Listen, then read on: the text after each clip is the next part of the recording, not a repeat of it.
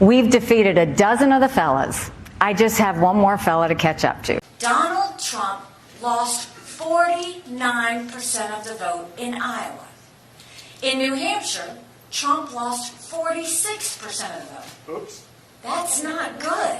Meanwhile, new at 6 o'clock, a new poll conducted by Emerson College and The Hill found of likely South Carolina GOP voters that former President Donald Trump is leading Nikki Haley by 23 points among likely South Carolina GOP voters. 58% of respondents said that they plan to support Trump in the upcoming primary, while only 35% of them say that they plan to support Nikki Haley. That same poll also found that in a hypothetical general election matchup between former President Donald Trump and President Joe Biden, 51% of these respondents were likely to support President Trump, with only 37% likely to support President Biden. 13 of the respondents said they are undecided. All right, guys, so we got to talk about Nikki Nimrata Haley, who, for whatever reason, is still in the GOP primary race trying to take down Trump and become the GOP nominee. I mean, who knows? Maybe, just maybe, she likes being humiliated, like she was humiliated in Iowa and New Hampshire, and she's about to get humiliated in her home state, okay? And I believe that she probably has a humiliation fetish, because she put this tweet out here that definitely is kind of some self-humiliation, as she's been talking about how she's taken down all of the fellas, okay? 12 fellas down, one to go, okay? She's been saying this on the campaign trail in order to play up on the woman card, okay? Because we know that Nikki Haley, although she might not necessarily like to play the race card, again, depending on who she's talking to, she loves the feminist card, okay? And again, I'm just not sure if this is the route that she should be taking, because in light of the allegations against her back in her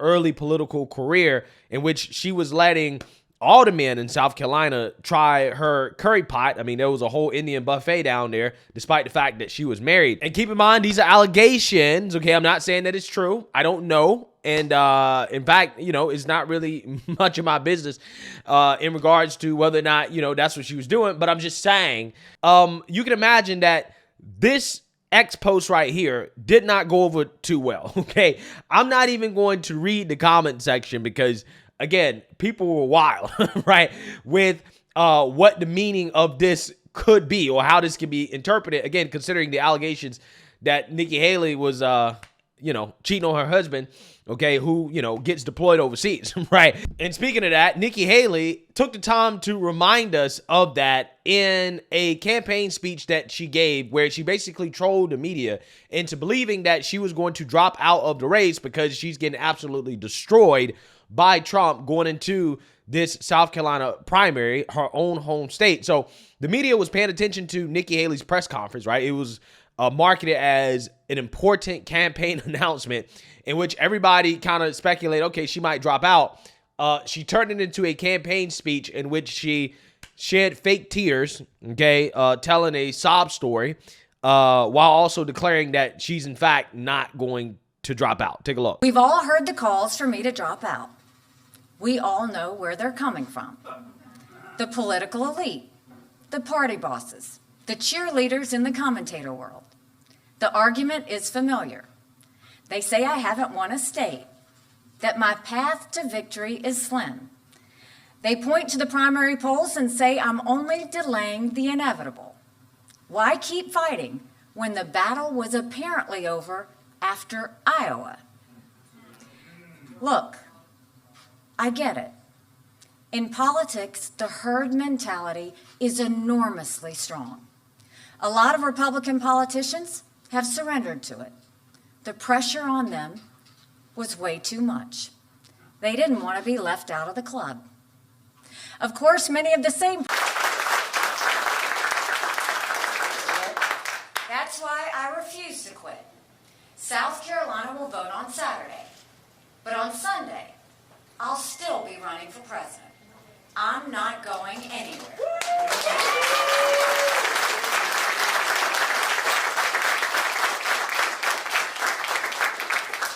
I'm campaigning every day until the last person votes, because I believe in a better America and a brighter future for our kids. Nothing good in life comes easy. I'm willing to take the cuts, the bruises, and the name-calling, Because the only way you get to the blessing is by going through the pain.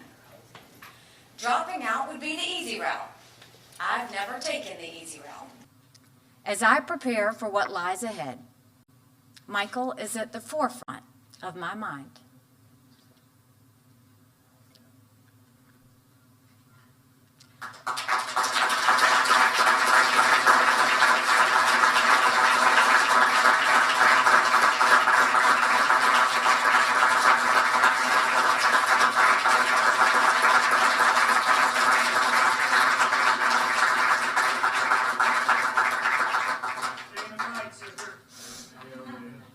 I wish Michael was here today, and I wish our children and I could see him tonight, but we can't.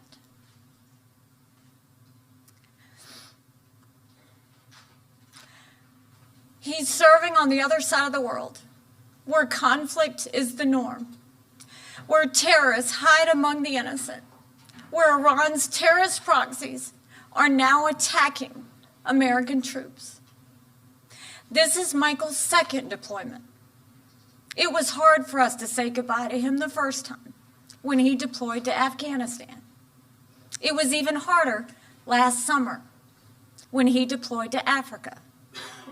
As every military family knows, when a loved one deploys, we start the year-long prayer. It's a prayer for their safety more than anything else, but it's also a prayer of gratitude. Yeah, so you see that, you heard that. Okay, so we're going to comment further on Nikki Haley's political calculation here in regards to what she may or may not be going for.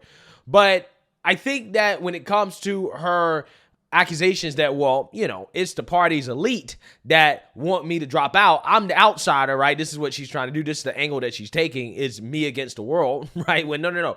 You are the establishment insider. It's just that you are not viable, okay? The people have spoken. They're saying we're not going along with the establishment, and now she's trying to stick in the race for whatever reason. And again, this is so clear that even CNN can recognize it. As the voters in South Carolina, they're saying, look, we'd just rather have Trump. Well, here's the question. I found this really interesting. I want to tell our viewers that almost everybody here, I think, except for one person, thought that Nikki Haley was a good governor here in South Carolina. Who doesn't think she was a good governor? Okay, one person. But everyone else said she was a good governor. Why don't you think she'd be a good president? Well, I don't know if it's so much that she wouldn't do a good job at that. I just think she's the wrong person for the job at this time. Why is that? I just think Donald Trump has made a presence in our world. He has made hard decisions with other leaders all across the world.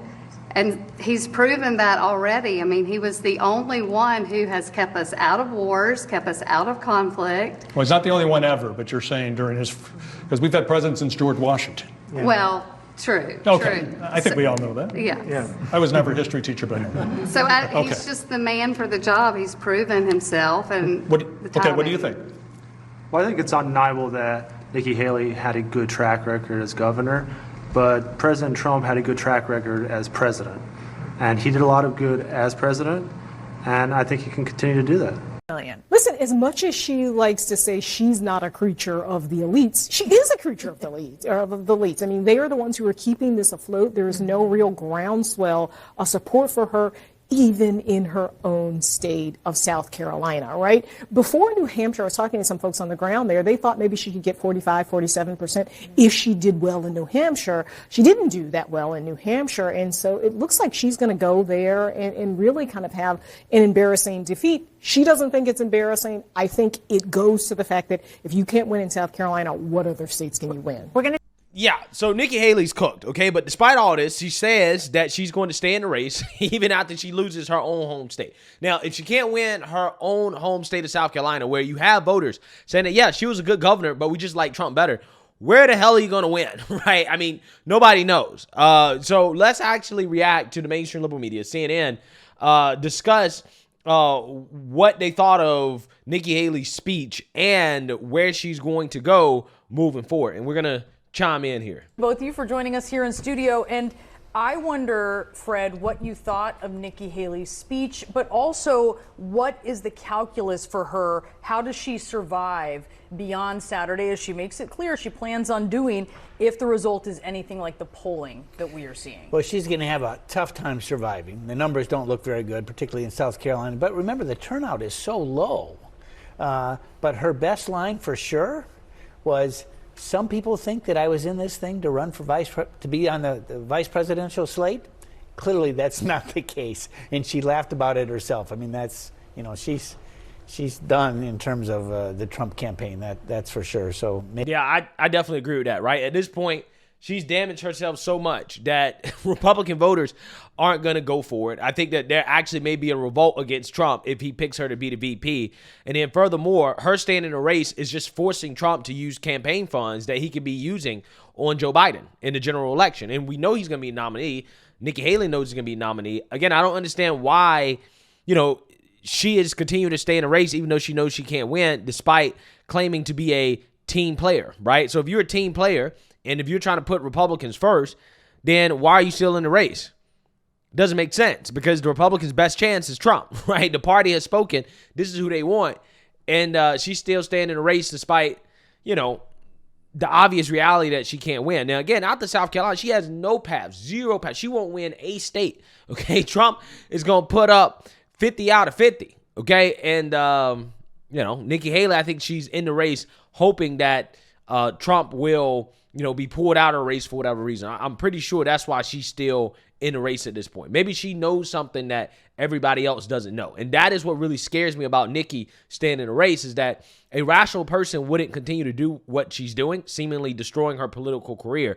But again, maybe there's something that she knows that, maybe other people know as well too, but maybe it's not being put out to the public about what may happen with Trump potentially being pulled out of a race, and that's why she's still there. I don't know. That's the only thing I can think of in regards to what she's actually really playing for at this point. Maybe you wake up in 28. She's got a really tough road in South Carolina. She's coming to Michigan next week.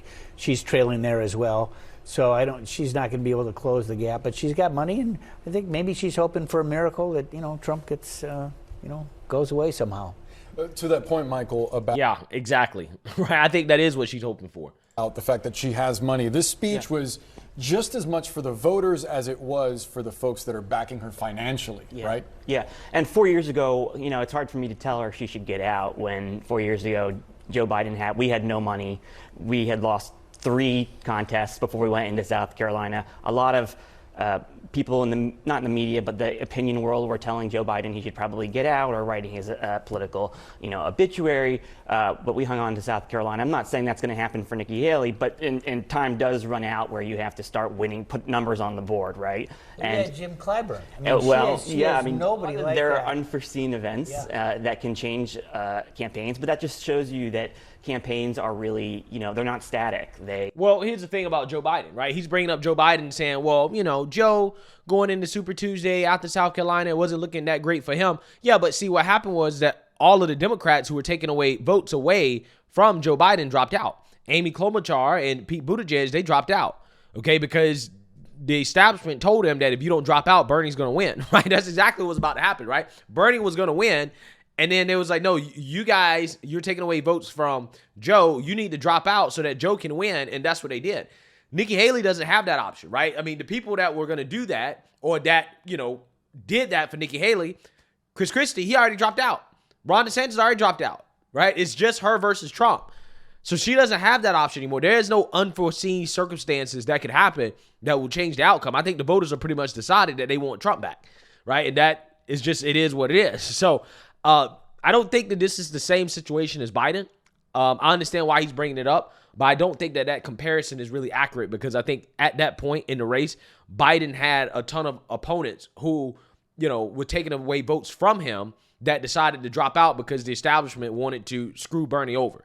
So that's the difference. Nikki Haley doesn't have that option anymore. They already exercised that option with Chris Christie before Iowa, okay? They already did that. So with that being said, we have Nikki Haley saying that she's going to stay in the race until the end. I personally think that she's delusional, but then again, maybe she knows something that we don't know. I'm not sure if I'm buying into the fake tears, okay? But she did pull a pretty slick move by pretending that she was going to drop out or teasing that she was going to drop out and then, you know, pulling an about face and saying, I'm staying in the race until the end, right?